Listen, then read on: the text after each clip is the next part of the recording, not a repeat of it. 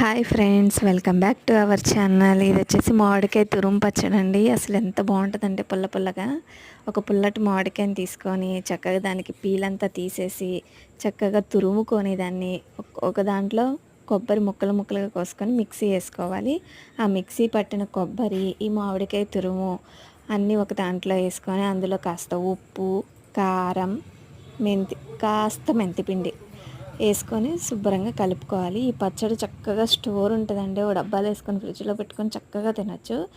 Taste మాత్రం అద్దరిపోద్ది. వేడి వేడి అన్నంలో అయితే మరీను అసలు చక్కగా అలా ఉప్పు కారాలన్నీ వేసుకొని శుభ్రంగా కలిపేసుకొని పొయ్యి మీద గిన్నెలో నూనె వేసుకొని తాలింపు వేసేసుకొని తాలింపు దాంట్లో ఈ పేస్ట్ అంతా వేసుకొని కలుపుకొని తింటే ఉంటుందండి.